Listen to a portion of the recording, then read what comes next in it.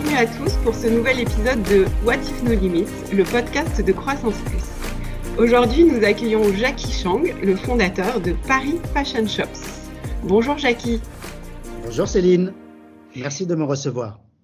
Avec plaisir Jackie. Jackie, tu es passionnée de mode et d'informatique et donc tu as créé Paris Fashion Shops en 2016, c'est bien ça? Parfaitement, oui. Avec l'idée de créer le premier site d'e-commerce dédié aux professionnels grossistes.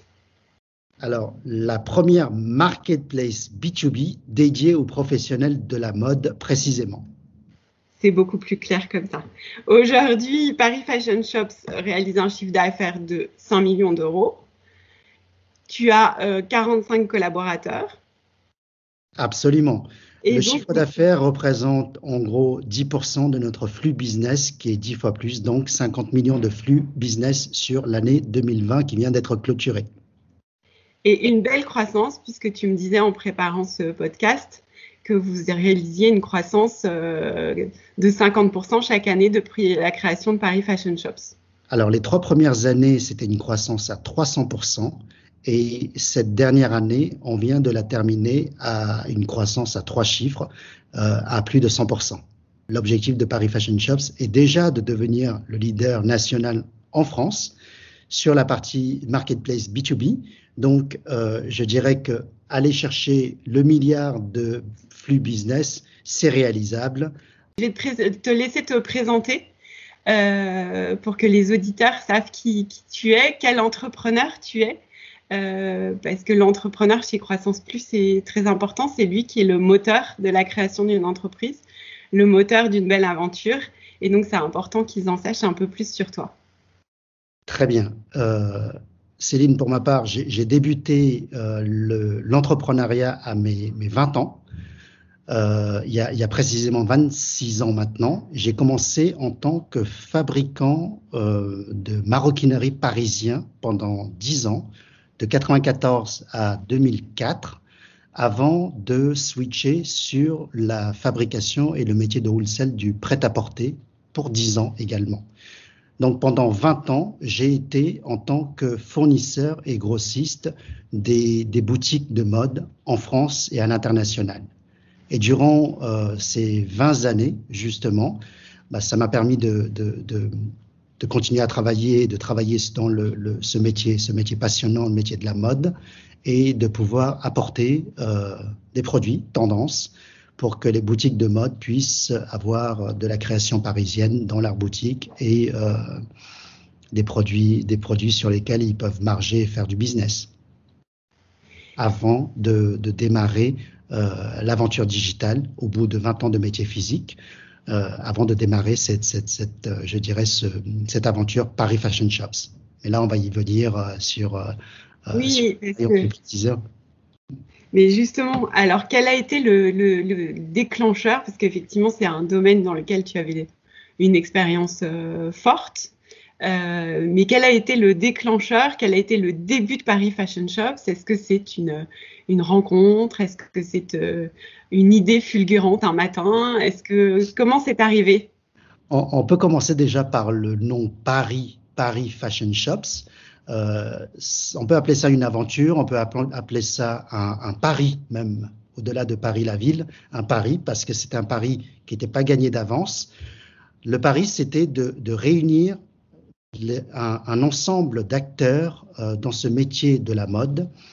Au fait, c'est de dire, c'est d'avoir une vision collective, de réunir tous ces acteurs qui sont des fabricants, des marques, des grossistes, et d'un côté, en tant que fournisseurs, et d'un autre côté, en tant des boutiques de détail, de leur apporter une solution digitale capable de leur apporter, de leur faciliter leur business sur le digital. Et quand je dis le pari, parce que jusqu'à présent, je dirais, il y a 5 ans qu'on a eu cette idée de digitaliser toute la filière mode en termes d'approvisionnement. Au fait, il existe des marketplaces B2C comme Amazon, comme Showroom Privé. Enfin, Showroom Privé n'est pas une marketplace, mais pas mal d'autres marketplaces B2C.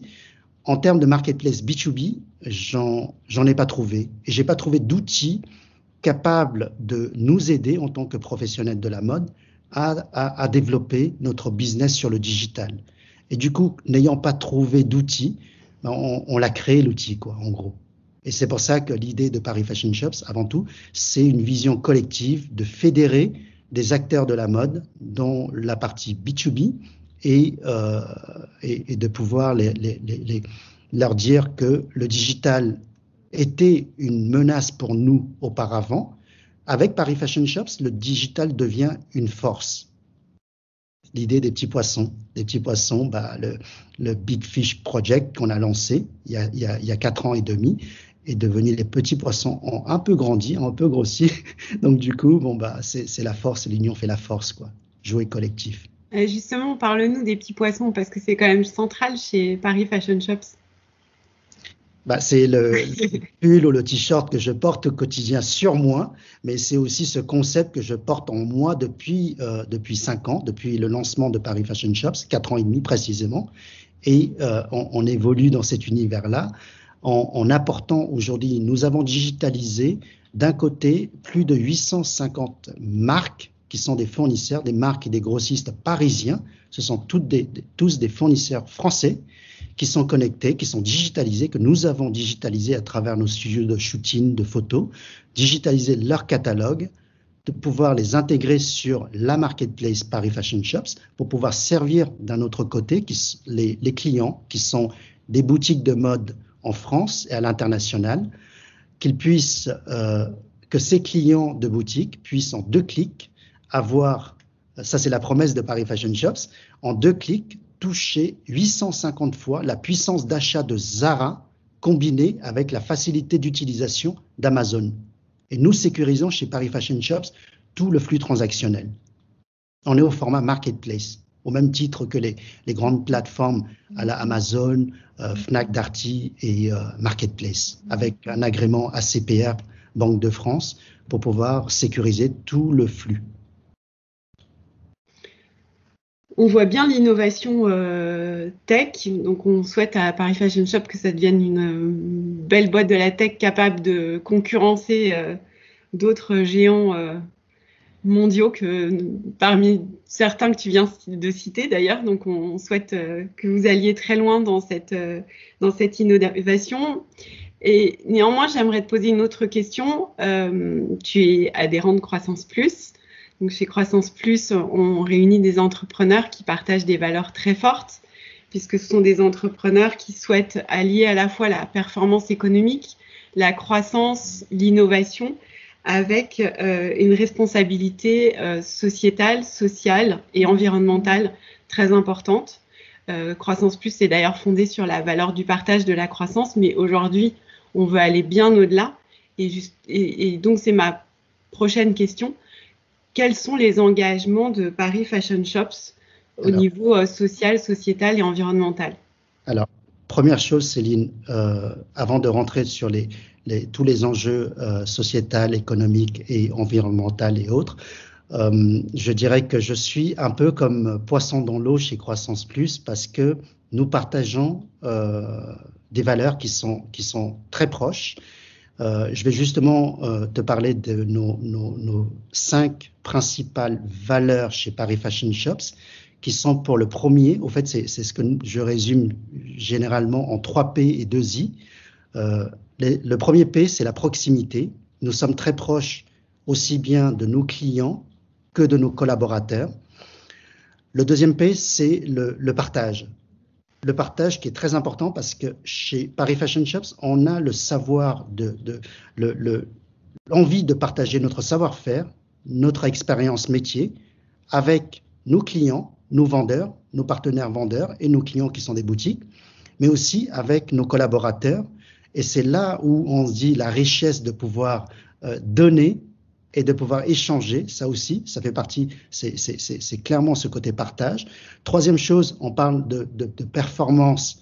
Une entreprise ne peut pas être viable si elle n'est pas performante. Donc, quelque part, on va aller chercher de la performance, d'où la croissance en témoigne, la performance du travail de nos équipes.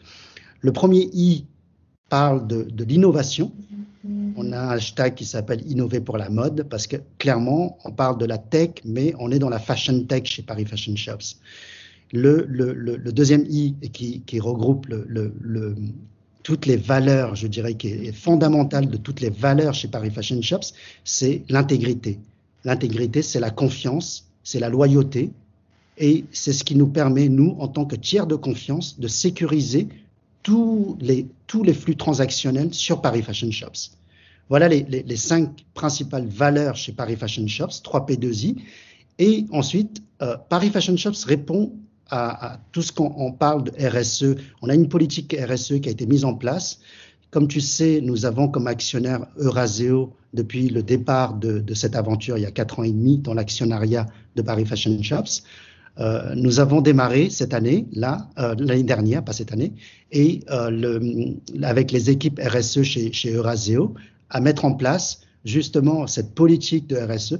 Paris Fashion Shops répond à différents enjeux, qui est premièrement un enjeu écologique.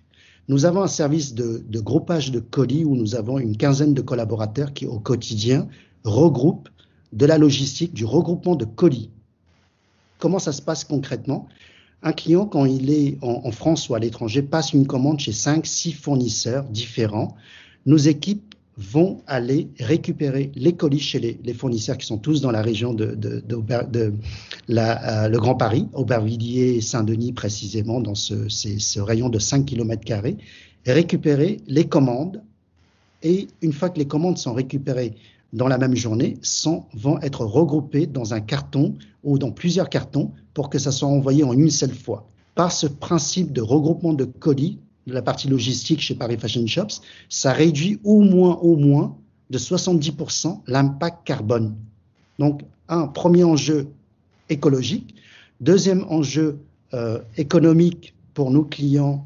Au fait, finalement, notre solution digitale vient aider le client à faire des économies sur la partie déplacement, sur la partie dépenses pour les recherches et autres, parce qu'en 2 clics, finalement, ils ont accès en 2 clics à 850 fournisseurs parisiens et qui reçoivent leurs commandes en 24-48 heures. Donc, ça leur permet, eux, de se concentrer sur leurs propres clients et d'avoir plus de marge. Donc, économiquement parlant, c'est un bienfait pour le client. Il y a un enjeu de territoire aussi, parce que tu permets à des petites boutiques de quartier d'exister et de perdurer. Oui. Face aux géants de l'habillement, et y compris les géants de plateformes numériques. Nos clients, ce sont les commerçants de proximité.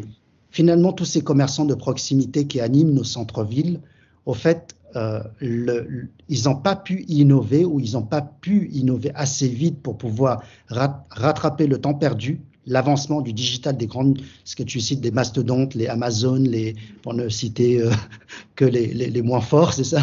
Non, finalement, tous les petits commerçants de proximité, tous ces commerçants de proximité qui animent nos centres-villes, ont aujourd'hui la possibilité d'avoir les mêmes outils que les grands, que les chaînes de magasins, que grâce à ce que nous leur fournissons comme outils, finalement, les centres-villes vont pouvoir continuer à compter sur leurs commerçants de proximité. Et ça, c'est un enjeu important aussi. Sauver des emplois et créer des emplois. Il y avait un dernier élément que tu voulais citer, il me semble, sur notamment la relation avec les collaborateurs et l'accompagnement des collaborateurs de Paris Fashion Shops. On s'était fixé quelque chose d'assez simple. Moi, le message que je fais passer à mes collaborateurs est assez, je dirais, simple pour dire que j'ai, avec la famille, lancé Paris Fashion Shops après 20 ans de métier physique, après 20 ans je dirais, de métier entrepreneurial. Cette aventure que nous avons lancée il y a 4 ans et demi, on a envie de prendre du plaisir au quotidien et on a envie que chaque collaborateur prenne du plaisir. Ça, c'est le plus important. Et c'est ce que je leur dis à tous. Si jamais un jour vous perdez confiance en la boîte, en vos dirigeants, venez me voir. C'est pas grave, la porte elle est ouverte. On fera le nécessaire pour que vous puissiez partir sur quelque chose qui vous plaise. Mais en tout cas, il n'y a rien qui peut être fait sans passion et en tout cas, il n'y a rien de beau qui peut être fait sans passion. En tout cas, bon, ça, c'est mon point de vue. Et c'est ce que j'essaie aussi de passer comme message à l'ensemble de mes collaborateurs. Et je pense que le plus important, c'est qu'on puisse prendre soin aussi de nos collaborateurs. Autrement, qui c'est qui va prendre soin de vos clients? Tu vois, c'est un peu indirectement, c'est pareil.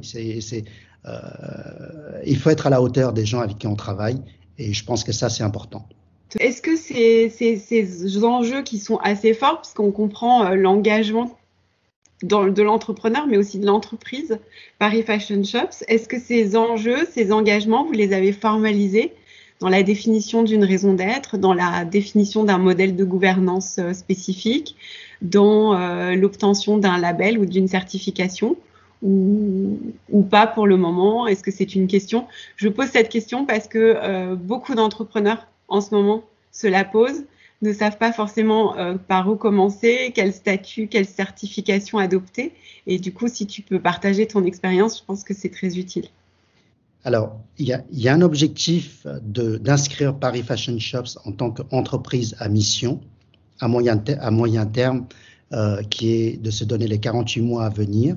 Notre raison d'être, elle a été, depuis le départ, depuis le commencement, il y a 4 ans et demi de Paris Fashion Shops, c'est de redonner le sourire aux commerçants indépendants. Ça, c'est notre raison d'être et notre mission au quotidien. Donc, quelque part, cette mission, la mission à entreprise, on l'a en nous depuis le commencement. Maintenant, formaliser la gouvernance et pouvoir formaliser tout ça, ça prend du temps. C'est comme toute la politique RSE qu'on commence à mettre en place. Tout ce qui est administratif et autres, c'est pas mon point fort. Et là, il faut qu'il y ait des équipes aujourd'hui, et c'est ce que nous sommes en train de faire.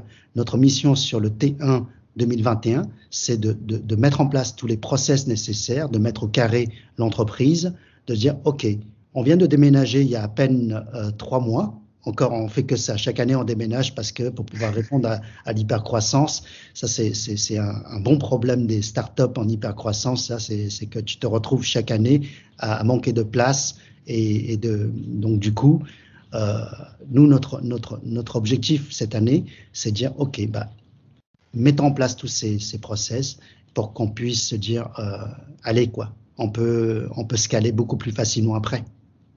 Tu sais, les startups fonctionnent un petit peu aussi pas du jour au lendemain, mais la force de l'élasticité des équipes, de pouvoir répondre à 100%, avoir plus de 100% de croissance, ça c'est fort quand même. Oui, mais bien sûr.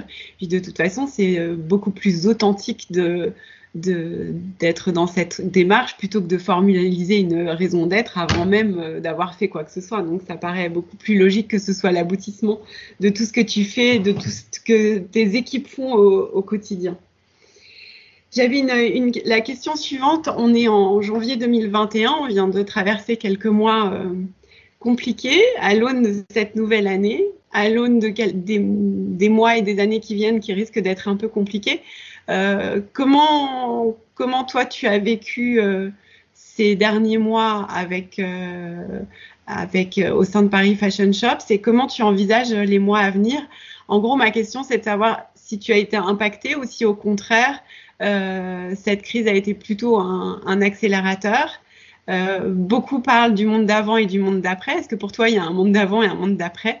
Voilà, je voudrais avoir un peu ton regard après ces quelques mois sur la pandémie, sur la façon dont tu envisages l'avenir. Enfin, quel est ton point de vue, en fait, globalement?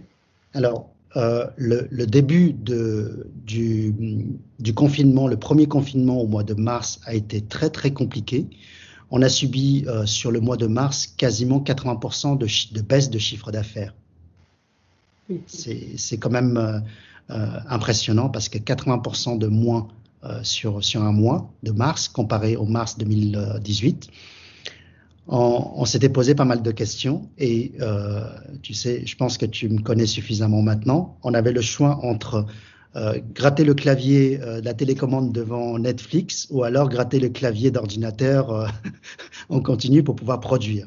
On a très vite été en mesure avec nos équipes à distance de pouvoir délivrer plus de 650 sites B2B qu'on a offert gratuitement à nos vendeurs parce que l'idée, c'était de dire, OK, il faut que ça reparte vite, de pouvoir être en mesure de pouvoir leur laisser la possibilité, au-delà de la plateforme Marketplace Paris Fashion Shops, qu'ils puissent avoir leur propre site Internet B2B développé par Paris Fashion Shops et offert gracieusement par Paris Fashion Shops pour qu'ils puissent continuer à garder un lien avec leurs clients.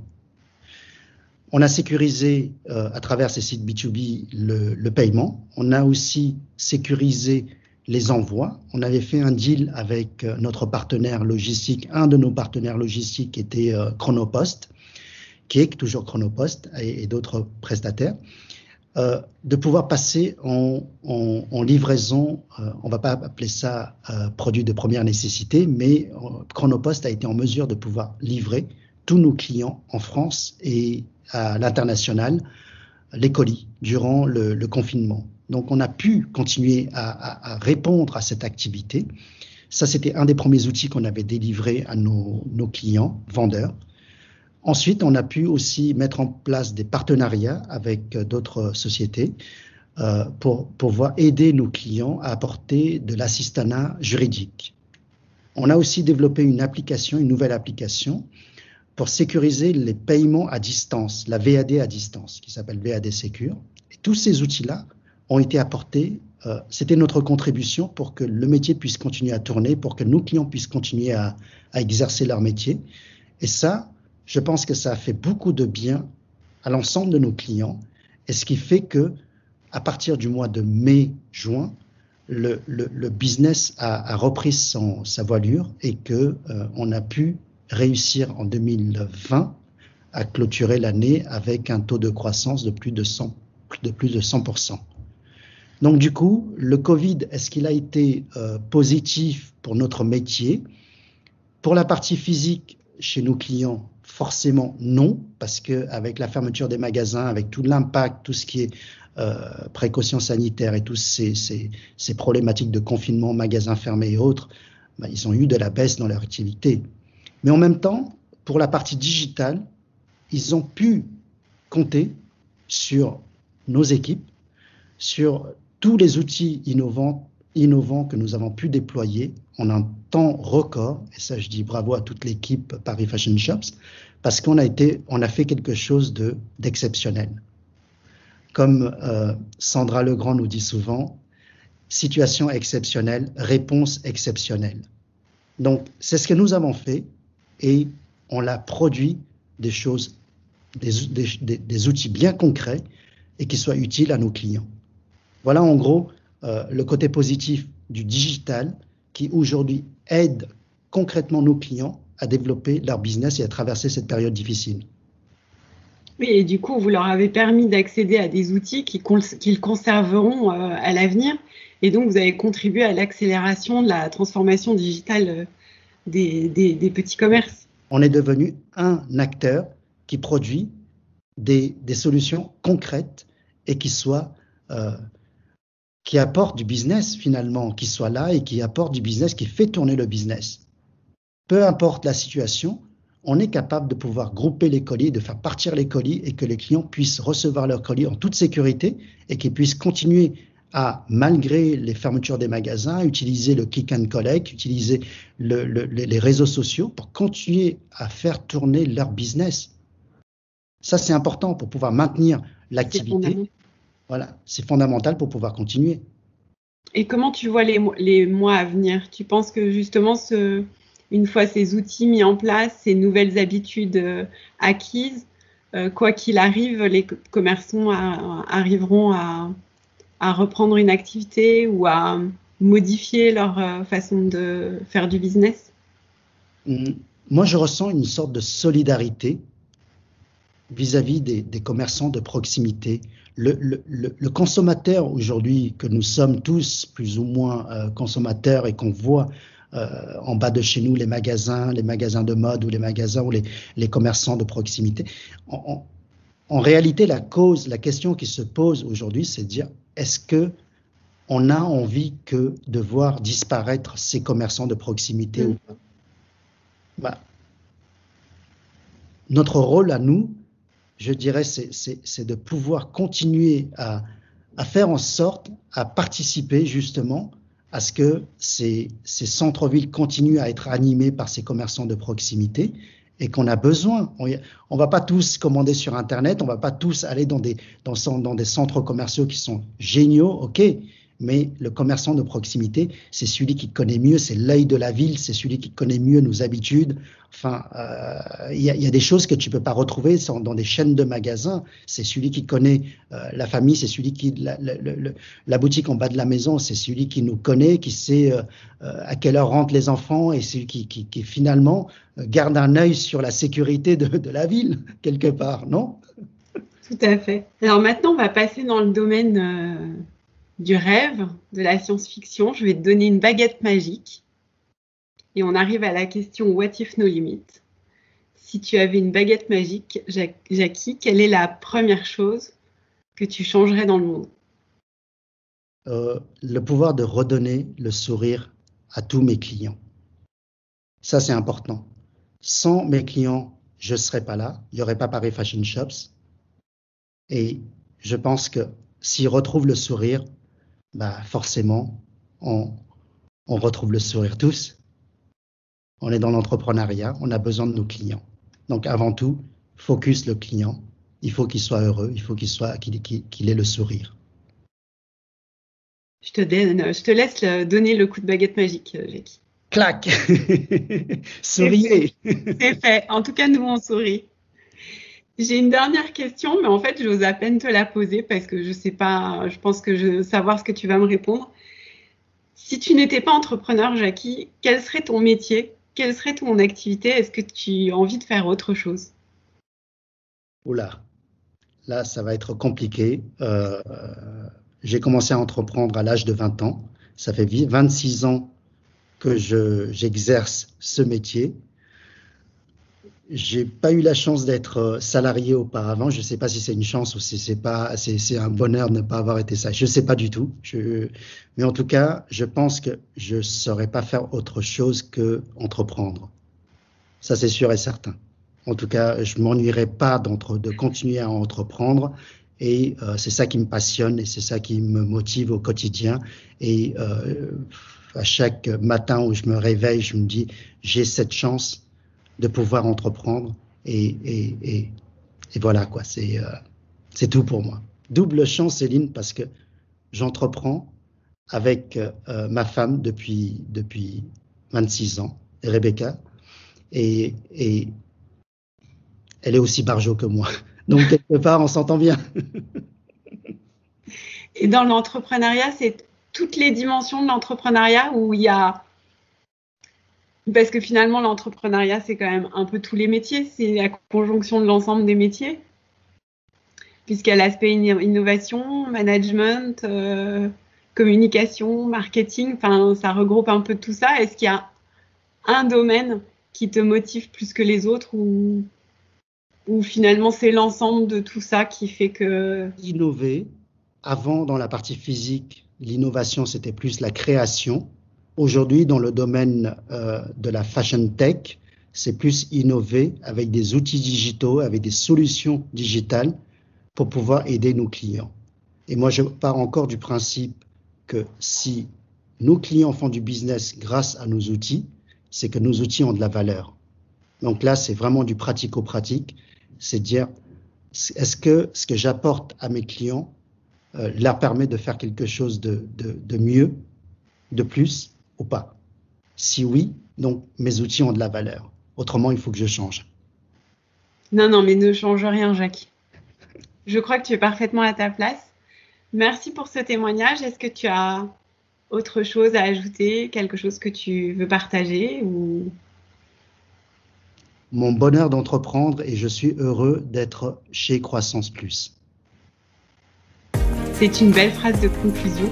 Merci Jackie, merci à tous et à très vite pour un nouvel épisode de What If No Limit. Merci à toi Céline, merci à tous.